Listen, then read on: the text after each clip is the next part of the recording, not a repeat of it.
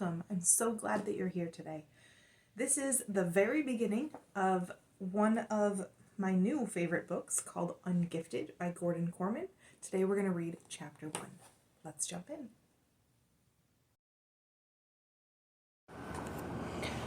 Unearthed, Donovan Curtis, IQ 112.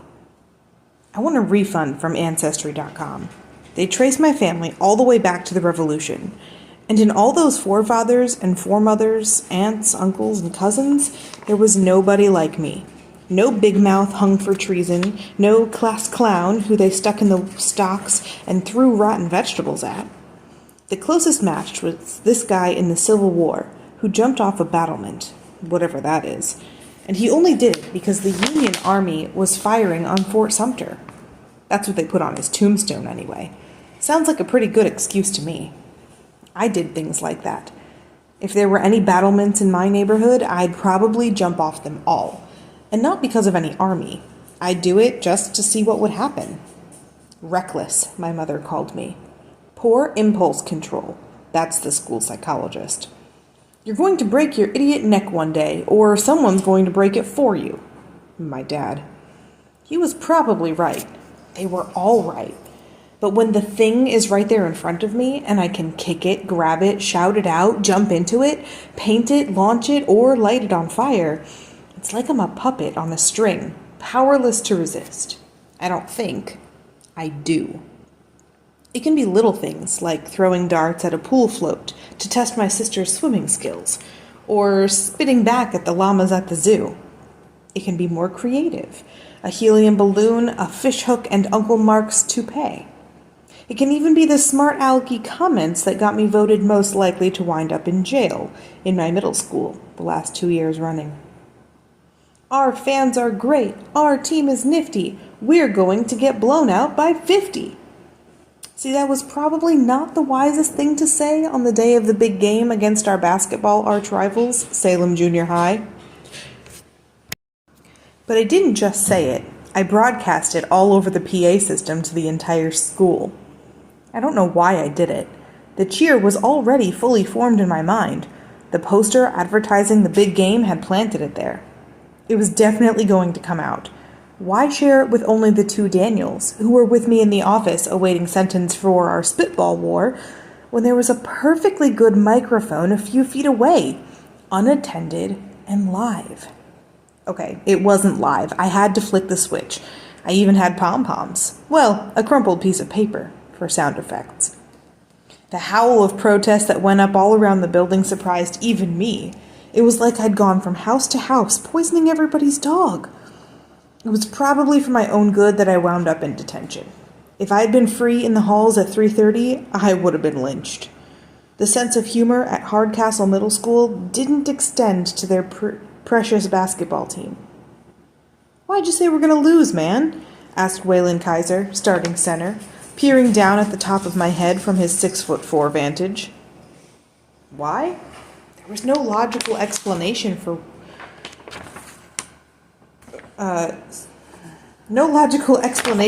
what I did. It had to come from my DNA. That's why I needed Ancestry.com. I was the only kid in detention that afternoon.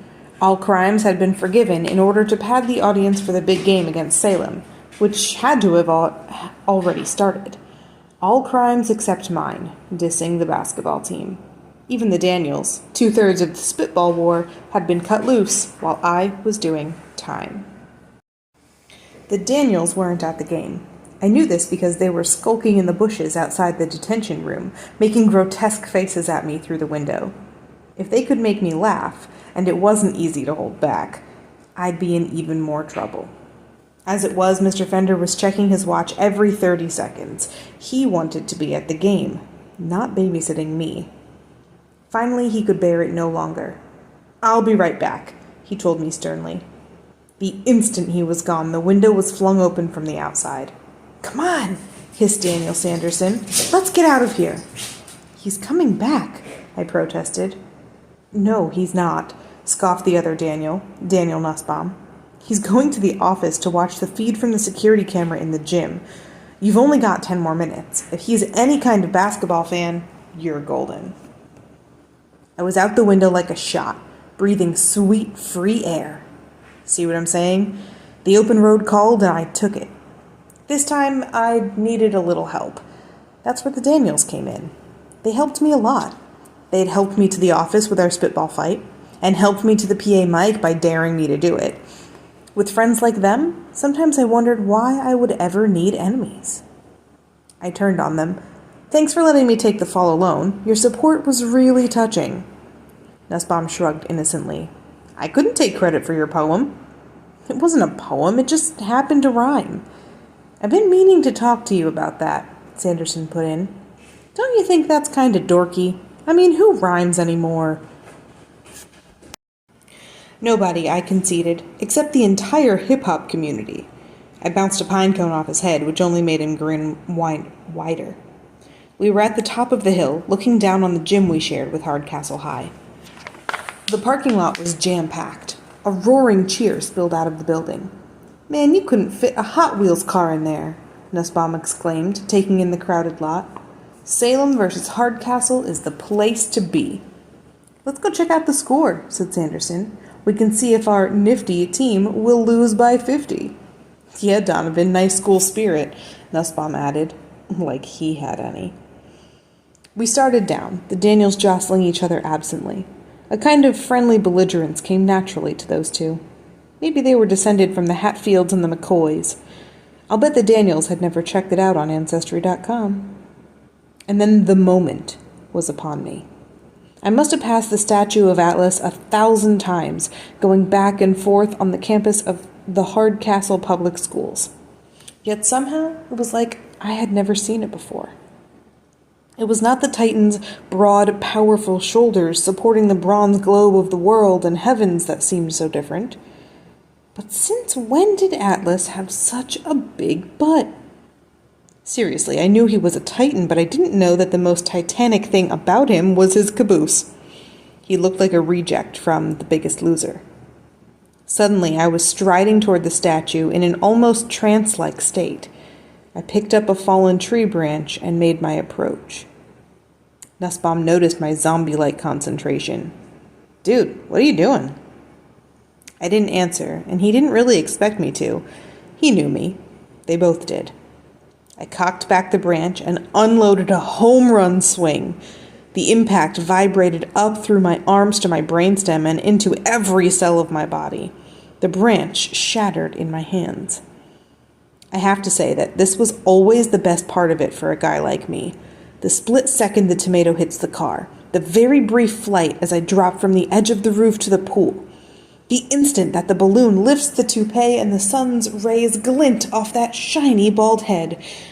Or in this case, the gong sound from the statue's bronze behind. The payoff. It was usually downhill from there. Sometimes literally. Atlas shivered as the vibration traveled through his metal body. The celestial sphere shivered too, rocking dizzily on his muscular shoulders. At that point, I noticed for the first time that the sculpture wasn't a single piece of metal, but two, bolted together at the nape of the Titan's neck. Corrosion is a terrible thing. It was all in slow motion, but there was nothing you could do to stop it. With a crack, the bolt snapped, pieces whizzing out of sight. The ball of the world and heavens toppled and hit the ground with a whomp. I was still wrapped up in the deed, lost in the moment. It took the twin gasps from the Daniels to break the trance, and by that time, the heavy ball was already rolling. Oh no. The big bronze globe careened down the hill toward the gym, picking up speed as it went. I ran after it, although what I thought I could do to stop it, I have no idea. Help me, I called to the Daniels, but they were heading in the opposite direction.